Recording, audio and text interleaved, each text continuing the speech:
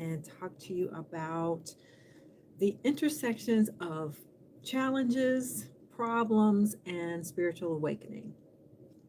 So, welcome into my House of Religion, Magic, and Conjure. And I thought I would just come on here and talk about how it is that within challenges that everybody's trying to avoid in life, therein lies the actual seed of opportunity and awakening. Now, I know mostly in life we're trying to avoid problems, we're trying to avoid challenges because they're uncomfortable. Of course they are. But consider that in this God game that we are living as spiritual beings having a human experience, that our challenges, our problems are the very thing we need to nudge us or force us into our own awakening. And that's what I mean by there is uh, an intersection between these things we call problems, challenges, and awakening, opportunity. So I just want to come on and because we live in very challenging times indeed, right? And it's very easy to fall into a mindset of feeling like a victim, feeling like we don't have any power, feeling anxious about what exactly we can do, and turning to things like magic or divination in almost a frantic kind of panicky state because we feel like we don't have any control over our lives, and we're so we're striving so hard to get at it, to find some meaning or some control, that we don't even come with the right mindset. We don't come with the right consciousness to our practices of magic and spirituality and divination and those kinds of things. So I wanted to come on and say, give a reminder about, you know, the nature of life is really contrast. And for those of you who follow Abraham, the teachings of Abraham Hicks, they say this all the time. Uh, that, well, Abraham will say, are you enjoying the contrast? And mostly not. What is the contrast? The contrast are those things that we consider to be problems and challenges. So are you enjoying the problem in your life right now? Are you enjoying the contrast? Typically, we're not. But what they're getting at is once you have some real consciousness about the purpose that the problem or challenge opens up for you, or how it functions for you, you can take that as an opportunity for your awakening. Now, as opposed to giving our power away to a church, to some spiritual tradition or leader, as opposed to doing that, we can say, okay, well, I actually am responsible for my own spiritual awakening. If I say that I'm spiritual and not religious, then that means that I'm taking responsibility for my own spirituality and for my own higher consciousness, for my own awakening. Okay, so when things happen that are not exactly what I would like to happen, what's in that for me? What kind of nugget of wisdom might be in it? What kind of course correction might it be offering me? And sometimes it can be really hard. It could be a health challenge. It could be, loss of a loved one or position or something like that. It's a really hard thing sometimes to go in and really think about it from the perspective of, okay, well, what is this forcing me to do? Um, who is it forcing me to become?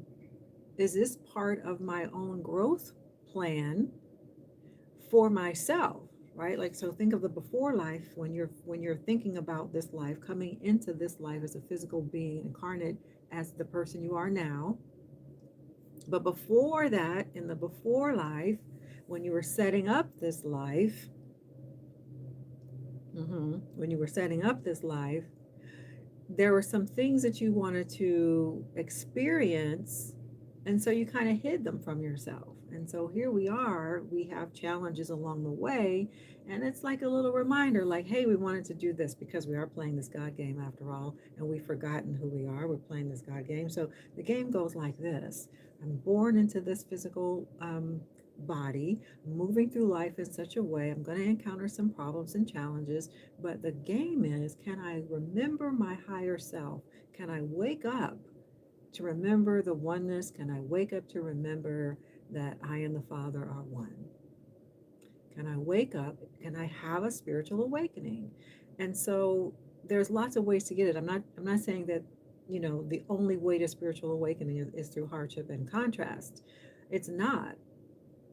But as humans, we tend to be stiff-necked people, and we're resistant, and we get complacent when things are going really well, right? And so what we tend to do is we don't do too much when things are going really well. But when things are hard, when things are challenging, then, we look for answers. Then we move out of our comfort zones because we have to. If we've been, in a particular job too long, well, if you lose that job, then okay, now you have to look for a new one. If you've been in a relationship that you needed to move on from a long time ago, but you got comfortable in it, okay, the other person leaves or something happens and now you have to do a thing, right? Because the problem, the contrast means you have to do a new thing. You have to do a thing, right? Differently than you did before.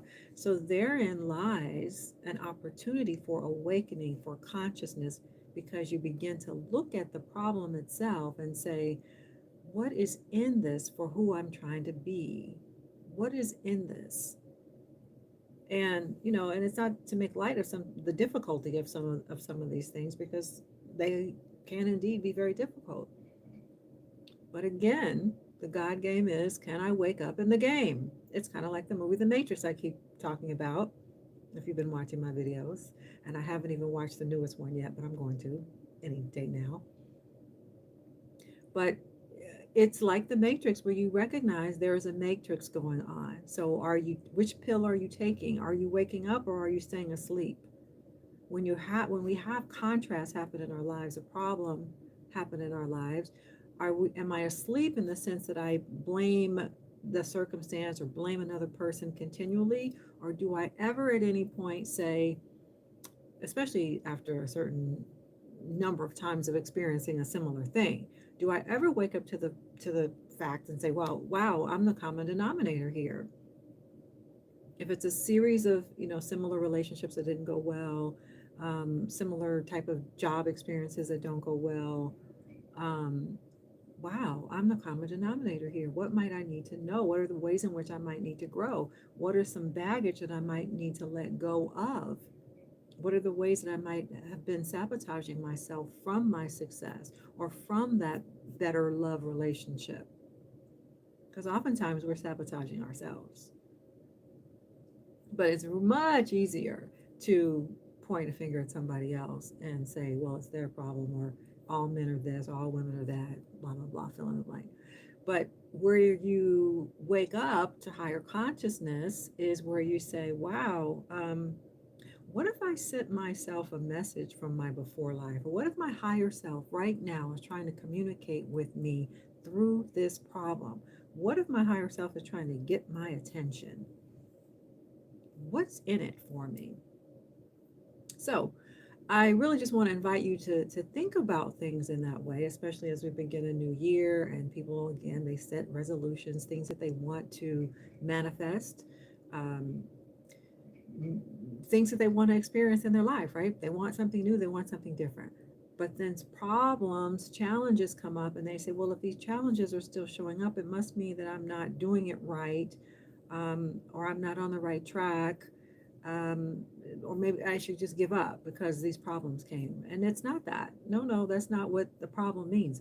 Problem means, here's an opportunity for you to do it differently. Here's an opportunity for you to wake up. Because this is a God game, and the goal of the game is, can you remember the oneness? Can you wake up?